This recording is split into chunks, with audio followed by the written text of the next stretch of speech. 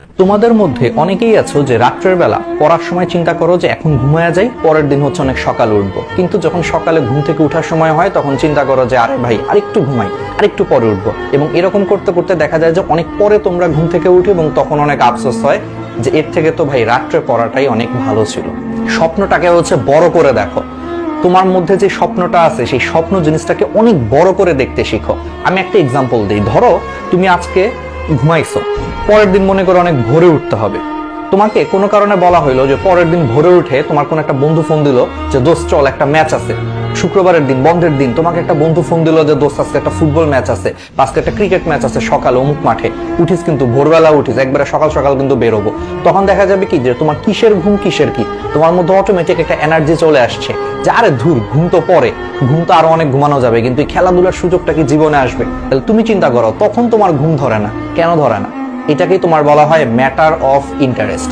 তোমার খেলাধুলাতে তোমার matter of interest অনেক বেশি, বা তোমার মুভি দেখাতে ম্যাটার অফ ইন্টারেস্ট অনেক বেশি, কারণ তুমি চিন্তা করো যে এই জিনিসগুলো 2 ঘন্টা 3 ঘন্টা দেখলে তোমার মধ্যে হচ্ছে যে একটা স্যাটিসফ্যাকশন আসবে, যেটা তোমার মনটাকে অনেক ভালো করবে। কিন্তু সেম জিনিসটা আমরা পড়াশোনার ক্ষেত্রে ভাবতে পারি না, কিন্তু পড়াশোনাটাকে এইভাবে চিন্তা করতে হবে। তোমরা সব সময় হচ্ছে হাতে একটা নোটবুক রাখবা, হাতে একটা নোটবুক রেখে তোমরা সেই নোটবুকটাতে সব সময় হচ্ছে তোমরা সেই নোটবুকটাকে লিখে রাখবা যে আমি হচ্ছে 2022 সালে গোল সেট করবা যে এই কাজটা করব, 2023 সালে হচ্ছে যে আমি অমুক জায়গায় চান্স পাবো, 2024 সালে আমি এটা করব, 2030 সালে হচ্ছে ঢাকা শহরে একটা ফ্ল্যাট কিনবো। এরকম অনেকগুলো তুমি তোমার স্বপ্ন লিখে রাখবা যে, এবং এই সবগুলা স্বপ্ন সত্যি হবে পড়াশোনার মাধ্যমে।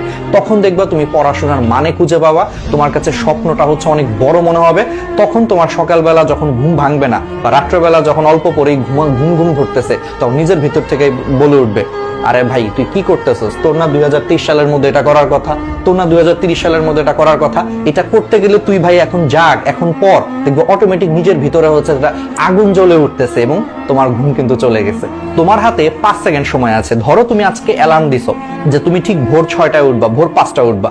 হয় কি যে অ্যালার্মে হচ্ছে আমাদের ঘুম ভাঙে, কিন্তু ঘুম ভাঙার পর মনে হয় যে ভাই আজকে আর পারবো না, থাক আরেকটু ঘুমাই, এটা মনে করে 5 সেকেন্ডের মধ্যে হচ্ছে আমরা অ্যালার্মটাকে অফ করে দেই।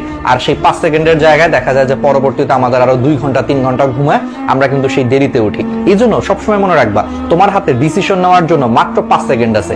যখন তোমার অ্যালার্ম বাজবে, ঘুম ভাঙছে, তুমি যদি 5 সেকেন্ডের মধ্যে নিজেকে বিছানা থেকে তুলতে না পারো, তুমি আসলে এই ঘুম থেকে উঠতে পারবা না। তোমার 5 সেকেন্ড পরেই শয়তান তোমার ভিতরে প্ররোচনা দিবে যে ভাই তুই আরো ঘুমা, আরেকটু ঘুমা, আরেকটু ঘুমা, আর 10 মিনিট ঘুমা, সমস্যা কি 10 মিনিট পরে উঠিস। দেখা যাবে যে তুমি সেই 5 সেকেন্ডের মধ্যে অ্যালার্ম অফ করে ফেলবা, আর 10 মিনিটের জায়গায় 2 ঘন্টা ঘুমায় ফেলছো, কোনো খবরও নেই। তো আজকে থেকে মাথায় রাখবা, যখনই তোমার অ্যালার্মের কারণে ঘুম ভাঙবে 5 সেকেন্ডের মধ্যে হচ্ছে তুমি বিছানা থেকে উঠে যাবা, তাহলে দেখবা তোমার ঘুম কিন্তু দূর হয়ে গেছে। আমাদের মধ্যে অনেকেরই বাজে অভ্যাস আছে, রাত জেগে জেগে হচ্ছে ফেসবুকিং, ইউটিউবিং করি, বা মেসেঞ্জারে হচ্ছে যে চ্যাট করি, হোয়াটসঅ্যাপে চ্যাট করি।